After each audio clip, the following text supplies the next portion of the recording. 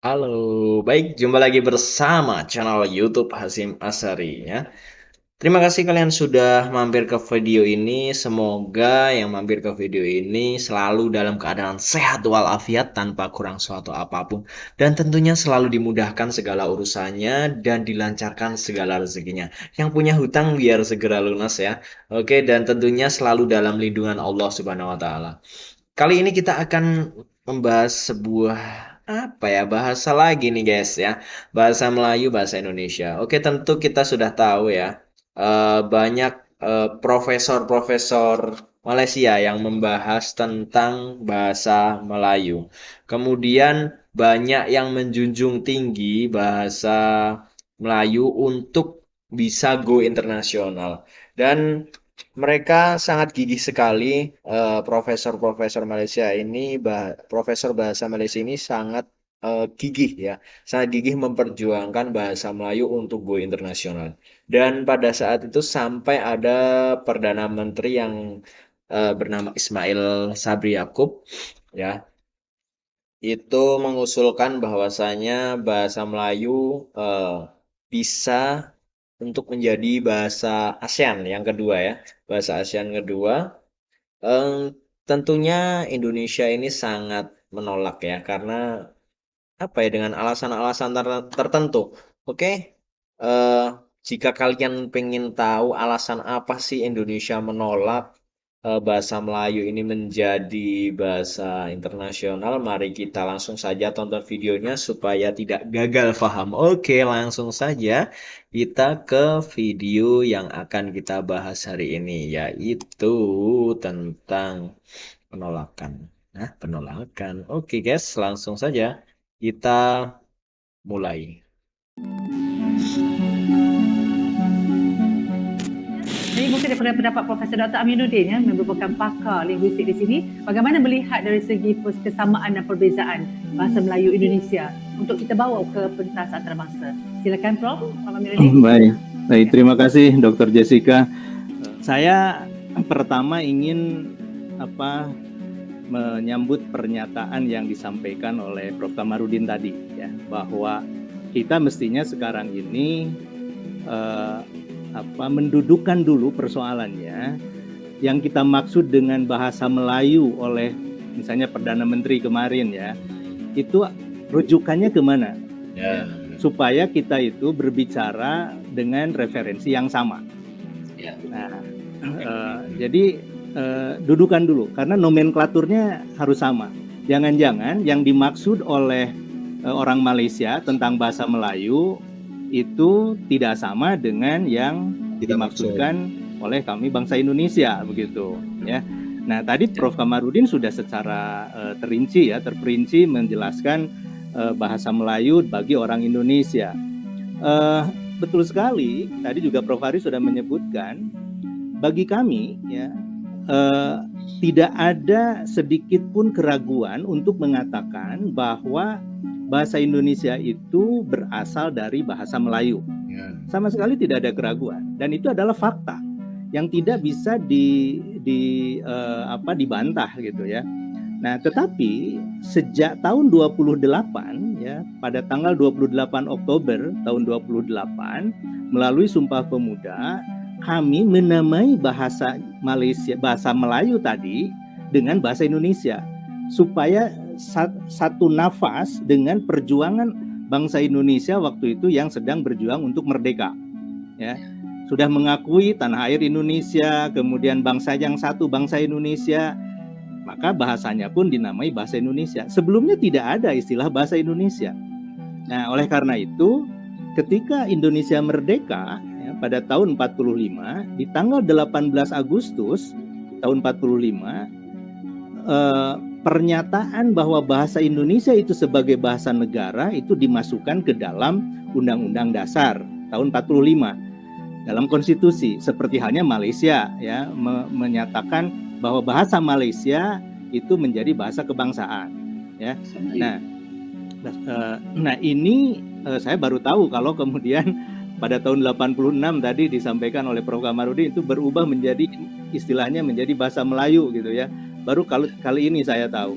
Nah, sementara ya bahasa Indonesia ini berkembang, jadi titik tolak perkembangan bahasa Indonesia itu sebetulnya adalah ketika tahun 28, kemudian berlanjut pada tahun 45 ketika merdeka, kemudian berkembanglah kebahasaan Indonesia, kesastraan Indonesia yang relatif berbeda dengan perkembangan bahasa Melayu, ya, sebagai bahasa asalnya, ya, sebagai bahasa induknya. Nah, bahasa Indonesia itu berkembang, saya menyebutnya jauh melebihi asal muasalnya begitu, ya, karena bahasa Indonesia itu setelah penetapan status, ya, perencanaan statusnya diangkat menjadi bahasa negara, itu dikembangkan korpusnya. Nah, melalui korpus ini kami punya mengembangkan kamusnya, mengembangkan ejaannya, mengembangkan tata bahasanya, begitu. Yang semuanya ini kami sebut dalam nama bahasa Indonesia. Sementara yang namanya bahasa Melayu bagi orang Indonesia itu adalah salah satu dari 718 bahasa daerah. Jadi ketika misalnya kita menyebut bahasa Melayu, asosiasinya itu adalah bahasa daerah, ya. Nah, bahasa Melayu menurut catatan kami di Badan Bahasa itu di Indonesia ini ada 87 dialek, ya. Jadi bisa dibayangkan dari barat sampai ke timur, ini bahasa Melayu ini sudah banyak sekali ragamnya, gitu ya. Perbedaan dari masing-masing dialek juga kelihatan gitu. Nah, ada 87 ragam dialek bahasa Melayu. Jadi ketika misalnya dikatakan, oh mari kita perkasakan, mari kita jayakan bahasa Melayu menjadi bahasa antar bangsa, menjadi bahasa internasional, ya pasti saja kami akan menolak begitu. Karena mengapa kami harus menggunakan istilah itu? Karena bagi kami ini adalah bahasa Indonesia, bukan bahasa Melayu, bukan bahasa Malaysia. Kalau misalnya mau disebutkan, oke, kita sekarang bekerja bersama-sama menyebutkan bahasa Indonesia dan bahasa Malaysia atau bahasa Melayu bagi orang Malaysia, ya, itu tidak ada masalah, ya.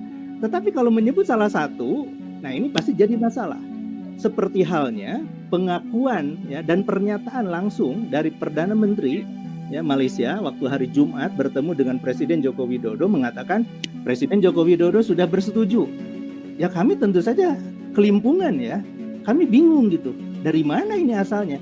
Karena ternyata Menteri Luar Negeri pun mengatakan memang ada usulan itu, tapi akan kami pelajari, ya, secara mendalam. Kemudian pada hari minggu berikutnya, Menteri Pendidikan, Kebudayaan, Riset dan Teknologi secara resmi mengatakan penolakan, ya. Nah, ini sesuatu yang wajar karena apa? Masalah harga diri, ya, bangsa Indonesia kok kenapa tiba-tiba gitu mengusulkan bahasa Melayu. Bagi kami ya pasti akan harus bahasa Indonesia. Tentu kalau misalnya usulannya itu dua-duanya gitu, ya, bahasa Indonesia, bahasa Melayu, mungkin tidak akan terlalu panas, ya, reaksinya gitu. Itu yang pertama. Yang kedua, perkembangan bahasa Indonesia itu berbeda dengan perkembangan bahasa Melayu yang di Malaysia. Ya, bahasa Indonesia itu menyerap istilah untuk pengayaan kosakatanya, vocabulary-nya tadi seperti Prof. Ari katakan, itu dari bahasa-bahasa asing, ya. Apakah itu bahasa Inggris, bahasa Belanda, bahasa Portugis, bahasa Arab, bahasa Cina, bahasa Jepang, dari berbagai banyak bahasa. Nah, itu satu sisi.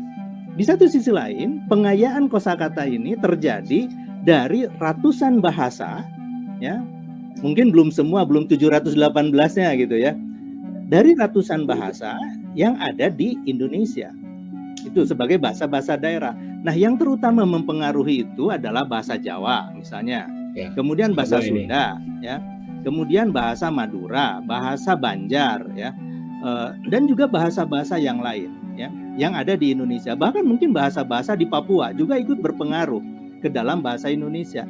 Ini situasi yang tidak dimiliki oleh Malaysia, ya, karena Malaysia kan kalau ditanya bahasa daerahnya mana gitu. Nah, pengayaannya kan tidak seperti itu.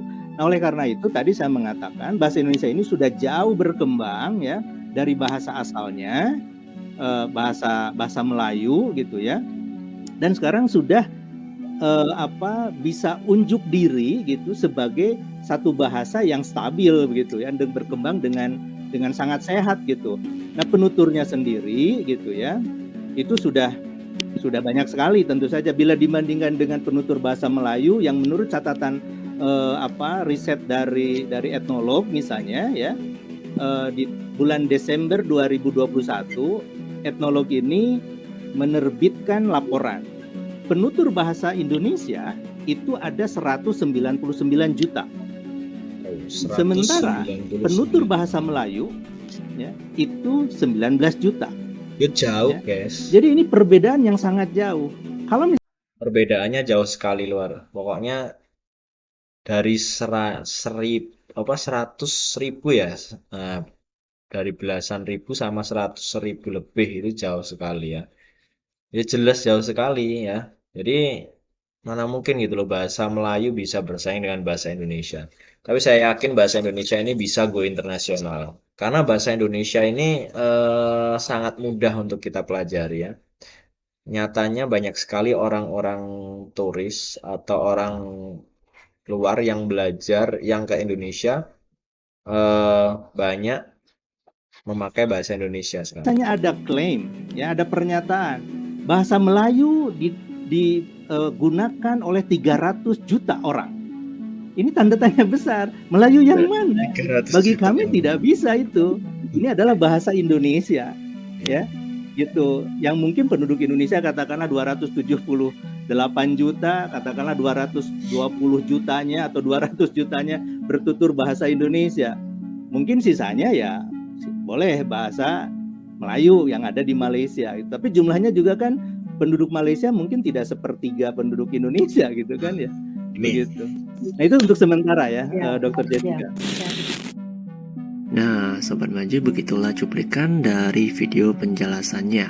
Dengan melihat video ini kita dapat memahami kenapa Indonesia bersikeras untuk tidak bekerja sama dan menuruti ide dari Malaysia itu. Dalam penjelasan itu kita dapat menyimpulkan mengapa Indonesia menolak kerjasama, yaitu karena bahasa Indonesia adalah identitas utama bagi seluruh rakyat Indonesia, bagi bangsa Indonesia, dan bahasa Melayu adalah identitas Malaysia. Selain itu, bahasa Indonesia tidak hanya diciptakan untuk warga Sumatera saja atau warga Riau saja, melainkan untuk seluruh rakyat Indonesia. Perbedaan jumlah penutur antara bahasa Indonesia dan bahasa Melayu juga menjadi pertimbangan karena kita tahu bahasa Indonesia penuturnya itu sangat banyak dibandingkan bahasa Melayu. Benar sekali. Sekarang sudah jelas guys ya, sudah jelas apa yang kita simak pada hari ini tentang itulah kalian bisa ngerti sendirilah ya. Bahasa Melayu ini luar biasa pokoknya.